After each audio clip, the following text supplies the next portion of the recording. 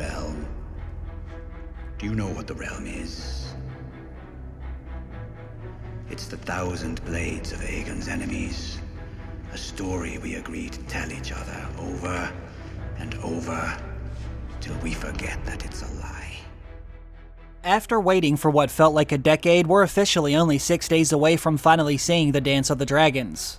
Now that House of the Dragon is on the horizon, I want to discuss what will happen to Rhaenyra's eldest son, Jacaerys Velaryon.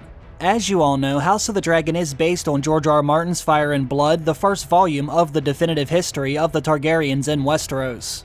I would like to go over what it says about Jacaerys Velaryon because this is how most of his story should unfold in the second season of House of the Dragon. Now, the writers of House of the Dragon have already made some of their own variations from George R. R. Martin's original story. They're not adapting every single word that was written in Fire and Blood. There will be some slight differences in the show. Therefore, whatever happens to Jacaerys Velaryon in Fire and Blood will not necessarily happen to him in House of the Dragon. I want to make sure everyone understands that, otherwise someone will eventually see this video after the second season is over and say, that's not what happened in the show. It will be interesting to see if House of the Dragon does things differently. Now, based on some of the official photos and videos released by HBO, it seems at least some of these events will happen in a different order in the show. For example, in Fire and Blood, it says Jacaerys Velaryon descended on the Eyrie first, while on the back of his dragon Vermax to win over the Vale of Arryn for his mother.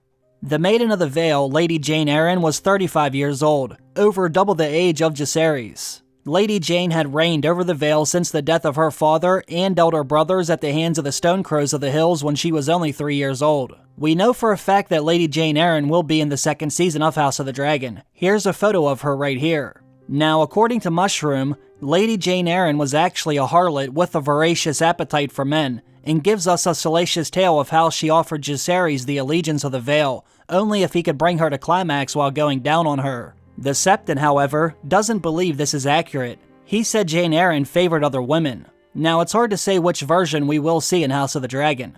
Lady Jane Arryn went on to say, "In this world of men, we women must band together. The Vale and its knights shall stand with Rhaenyra, if her grace would grant her one thing." When Jacaerys asked what that might be, she answered, "Dragons. I have no fear of armies. Many and more have broken themselves against my bloody gate, and the Eyrie is known to be impregnable. But you have descended on us from the sky, as Visenya once did during Aegon's conquest, and there was nothing I could do to stop you. I mislike that feeling. Send me dragon riders." And so Jacaerys agreed, and Lady Jane knelt before him, and bade her warriors to kneel, and all swore him their swords. Then on Jacaerys' sword, north across the fingers and the waters of the Bight. Then he flew on to White Harbor, where Lord Desmond Manderly met with him in the Merman's Court. Here is where Jacaerys faced a much shrewder bargainer. "White Harbor is not unsympathetic to your mother's circumstances," Manderly declared. "My own ancestors were robbed of their birthright when our enemies drove us into exile on these cold northern shores. When the old King Jacaerys visited us long ago, he spoke of the wrong that had been done to us and swore to set things right. In honor of that, his grace offered the hand of his daughter Visera to my great-grandsire that our houses might be made as one. But the girl died and everything was forgotten." Jacaerys knew what he meant by this. Right before he left White Harbor, they signed an agreement in which Lord Manderly's youngest daughter would be wed to Jacaerys' younger brother Joffrey once the war was over. As of right now, we're less than 1 week away from HBO releasing the second season of House of the Dragon, and I've yet to see any evidence of White Harbor or a Lord Manderly being in the show. Finally, it says Vermax flew Jacaerys Velaryon to Winterfell to meet with its formidable young lord Cregan Stark. We definitely know this will happen because we've already seen Jace and Cregan together. Although we haven't seen them in Winterfell yet, we have seen them at the Wall. In the fullness of time, Cregan Stark would become known as the Old Man of the North, but the Lord of Winterfell was but 21 years old when Jacaerys arrived at Winterfell. Autumn was already well in advance. The snows lay deep on the ground, while a cold wind was howling from the north, and Lord Stark was in the middle of getting ready for the coming winter, yet he gave Jacaerys a warm welcome. Now the snow and ice and cold made Vermax very irritable, it is said, so Jacaerys did not linger long among the Northmen, but many different stories came out of that short stay. The Grey Maester says that Cregan and Jacaerys liked each other almost immediately. It is said that they drank together, hunted together, and swore an oath of brotherhood sealed in blood. This seems more credible than the Septon's version, wherein he said Jacaerys spent most of his stay attempting to convince Lord Cregan to give up his false gods and accept the worship of the Seven. Now, according to Mushroom, he says there was a young girl in Winterfell who goes by the name of Sarah Snow, the bastard daughter of the late Lord Rickon Stark. In his version of the events, Jace and Sarah Snow laid together during one of the nights he was there. And after learning that his guest had claimed the maidenhood of his bastard sister, Lord Cregan became angry, and only softened when Sarah Snow told him that Jacaerys had made her his wife. This makes for an interesting story, but as with many of Mushroom's fables, it's most likely inaccurate. In fact, I've heard many different sources state that Sarah Snow will not be in the second season of House of the Dragon. Mushroom also said Jace's dragon Vermax left dragon eggs in Winterfell, but no one knows if that happened either. This we do know. Cregan Stark and Jacaerys Velaryon reached an agreement, one that was signed and sealed, known as the Pact of Ice and Fire, and like many others, it was to be sealed with a marriage. Lord Cregan's son Rickon was a year old. Jacaerys was yet unmarried and childless, but it was assumed that he would sire children of his own once his mother sat the Iron Throne. Once this happened, Jace's firstborn daughter would be sent north at the age of 7 to be fostered at Winterfell until such time as she was old enough to marry Lord Cregan's heir.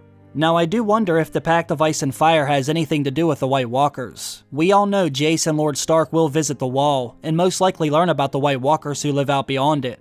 If Rhaenyra does inform Jacaerys about Aegon's dream, maybe he will relay that information to Lord Cregan Stark since he does live in the north so close to the Wall and the Night's Watch. It would make sense if they made some kind of an agreement to fight the White Walkers together when and if they should ever invade Westeros again. When Jacaerys flew his dragon back into the cold autumn sky, he did so with the knowledge that he had won over 3 major houses and all their bannermen for his mother. Though his 15th name day was still half a year away, Jacaerys had shown himself to be a man, and a worthy heir to the Iron Throne. Mindful of the agreement he made with Lady Jane Arryn of the Vale, Jacaerys ordered his younger brother Joffrey to fly to Gulltown on his dragon Tyraxes. At first, this did not sit well with Joffrey, who wanted to show his worth in battle. Only when he told him that he was being sent to defend the Vale against Aegon's dragons did his younger brother grudgingly agree to go. Rhaena, the 13-year-old daughter of Daemon, was chosen to go with him. Now, Rhaena was no dragon rider, her hatchling having died some years before, but she brought 3 dragon's eggs with her to the Vale. These are most likely the same 3 dragon eggs we've seen in the trailer. Now, Rhaena's sister Baela remained on Dragonstone, refusing to leave Jacaerys' side. Baela was insisting that she would fight beside him on her own dragon, though Moondancer was too small to bear her weight. It's basically already been confirmed that Baela will ride Moondancer this season. We've already seen her riding the dragon in HBO's official photos and videos. Although Baela was set to marry Jace at once, no wedding was ever held. The Grand Maester said that Jace did not wish to get married until after the war was over, while Mushroom says Jacaerys was already wed to Sarah Snow, the mysterious bastard girl from Winterfell. Jacaerys also had to care for the safety of his half-brothers Aegon the Younger and Viserys, aged 9 and 7. Their father, Daemon Targaryen, had made friends in the free city of Pentos during his visits there, so Jacaerys reached across the narrow sea to the prince of that city, who agreed to foster the boys until Rhaenyra had secured the Iron Throne. They eventually boarded a ship. Aegon the Younger had his dragon Stormcloud, and Viserys had his dragon egg to set sail for Essos. The Sea Snake even sent 7 of his warships with him as an escort to see that they made it there safely. Jacaerys soon brought the Sea Snake back into the fold by naming him Hand of the Queen. This is when they began to plan an assault on King's Landing. The only thing that really worried them was Vhagar. No living dragon could match Vhagar for size or ferocity, but Jace reasoned that if Vermax, Syrax, and Caraxes were to descend on King's Landing, even Vhagar would not be able to withstand them. With that being said, they still needed more dragons. Stormcloud had never been ridden, Moondancer was but a hatchling, and Tyraxes was far away in the Vale with his younger brother Joffrey. House Targaryen had ruled Dragonstone for hundreds of years, since Lord Aenar Targaryen first arrived from Valyria with his dragons. Although it had always been custom to wed brother to sister and cousin to cousin, young blood runs hot, and it was not unknown for men to seek out relationships with the daughters of their subjects or the small folk who lived in the villages below the Dragonmont. Indeed, until the reign of King Jaehaerys, the ancient right to the First Night had been invoked mayhaps more often on Dragonstone than anywhere else in the Seven Kingdoms. Now these happy bastards were said to have been born of dragon seed. Even after the end of the Rite of the First Night, certain Targaryens continued to sleep with the daughters and the wives of fishermen, so the dragon seeds and the sons of dragon seeds were all over Dragonstone. This is when Jacaerys came up with the idea of having these dragon seeds mount the various dragons who were still riderless on the island. Jace said any man who could master a dragon would be granted lands and riches and dubbed the Knight. Not only that, but his sons would be ennobled, his daughters wed to lords, and he himself would have the honor of fighting beside him against the usurper King Aegon. You see, the thing is, dragons are not horses. They do not easily accept men on their backs, and when angered or threatened, they will attack. According to the Grand Maester, at least 16 men died while attempting to mount these dragons, and roughly 50 men were either burned or lost limbs. The wild dragons on Dragonstone would be the hardest ones to ride, however. Seasmoke, Vermithor, and Silverwing were already accustomed to having men ride with them. Having once been ridden before, they were more accepting of new riders. Vermithor, the old king's own dragon, bent his neck to the blacksmith's bastard, a man who went by the name of Hugh Hammer. Another man known as Off the White was able to mount Silverwing, and Seasmoke, who had once bonded with Laenor Velaryon, looked onto his back a boy who was 15 years of age, known as Adam of Hall, whose origins remain a mystery among the historians of the day. Now, there are many who believe Adam and Alan of Hall were fathered by Laenor Velaryon, but many disagree with this because it was always well known that Laenor actually favored other men. Others would say that Adam and Alan were actually fathered by the Sea Snake himself. Now the Blacks have 3 more dragon riders, but this would not mark the end of Dragonstone's riderless dragons killing men. More and worse was yet to come, with dire consequences for the 7 kingdoms. Now, Dragonstone's 3 wild dragons were less easily mounted than those who had riders before, yet several attempts were made upon them all the same. There was Sheepstealer, a notably ugly dragon who liked to swoop down on shepherds' flocks from Driftmark to the Windwater. There was also Grey Ghost, who liked to eat fish and was often seen flying low over the narrow sea, snatching food from the waters. And then there was the largest and oldest of the wild dragons, who was known as the Cannibal, given that name because he had been known to feast on dead dragons. None of the dragon seeds were foolish enough to disturb the Cannibal, and those who were did not live long enough to tell their story. Some sought out Grey Ghost but could not find him, for he was ever an elusive dragon. Sheepstealer, however, was much easier to flush out, but he remained a vicious beast, who ended up killing more seeds than the 3 castle dragons together. In the end, this dragon was eventually brought to heel by a small brown girl known as Nettles. Now, according to at least one source, Nettles will not be in House of the Dragon. They said it will actually be Rhaena who mounts Sheepstealer while she's in the Vale. It will be interesting to see what happens in House of the Dragon. Will she ride Sheepstealer, or will one of the 3 dragon's eggs hatch while she's in the Vale, as it was written in Fire and Blood? So Jacaerys was able to achieve his goal. For all the death it caused, the widows left behind, and the burned men who would carry their scars until the day they died, 4 new dragon riders had been found. Now Jacaerys was about ready to fly against King's Landing, and the date he chose for the attack was the first full moon of the new year in 130 AC. Well, as you can imagine, something would happen that stopped Jace from ever attacking the capital. There was now a new threat closing in from the east. The schemes of Ser Otto Hightower were starting to bear fruit. Meeting in Tyrosh, the High Council of the Triarchy had accepted his offer of alliance. 90 warships swept from the stepstones under the banners of the 3 daughters, bending their oars for the Gullet. And as chance and the gods would have it, the ship carrying Jace's younger brothers would sail right in front of them. Now, if you remember, Lord Corlys Velaryon sent some of his ships with them to help escort them to Essos. Well, those were sunk immediately. The word of this did reach Dragonstone only when Aegon the Younger, who was Rhaenyra and Daemon's son, arrived desperately holding to the neck of his dragon Stormcloud. The young boy was scared to death, shaking like a leaf. Only 9 years old, he had never flown before, and would never fly again. His dragon Stormcloud had been horribly wounded as he fled their ship, arriving with the stubs of countless arrows embedded in his belly, and a scorpion bolt through his neck. He died within the hour, hissing as the hot blood gushed black and smoking from his wounds. His younger brother Viserys had no way of escaping from the ship.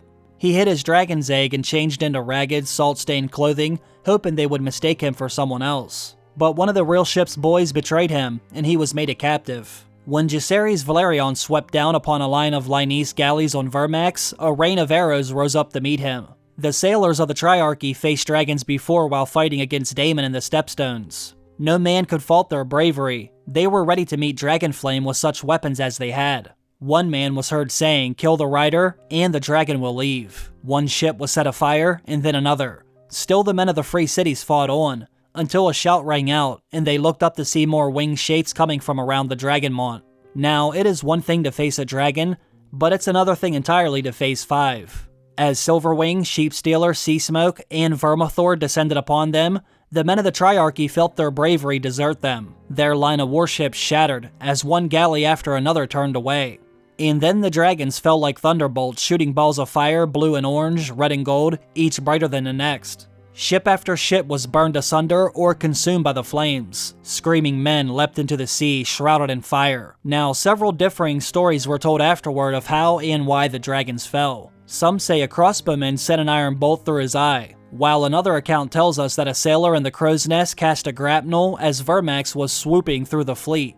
That's when one of its spikes found its way between the dragon's scales and was driven deep by Vermax's own considerable speed. The sailor had coiled his end of the chain about the mast, and the weight of the ship and the power of Vermax's wings ripped a long, jagged gash in the dragon's belly. The dragon's shriek of rage was heard far off at Spicetown, even through all the noise from the battle. His flight jerked to a violent end. Vermax went down smoking and screaming, clawing at the water. Survivors said he was trying to rise, only to crash headlong into a burning ship. That's when wood splintered, the mast came tumbling down, and the dragon, thrashing, became entangled in the ropes. When the ship heeled over and sank, Vermax sank with her. It is said that Jacaerys Velaryon leapt free of his dragon and held onto some of the smoking wreckage for a few heartbeats. That was until some crossbowmen on the nearest ship began loosing arrows at him. Jacaerys was struck once and then again. Finally, one of them went right through his neck, and Jace was swallowed by the sea. The Battle of the Gullet raged into the night north and south of Dragonstone, and remains as one of the bloodiest sea battles in all of Westerosi history. House of the Dragon showrunners have said we will not see the Battle of the Gullet until the 3rd season. Therefore, we should see Jacaerys survive the 2nd season until he meets his early demise during this savage battle. Afterwards, High Tide was set afire.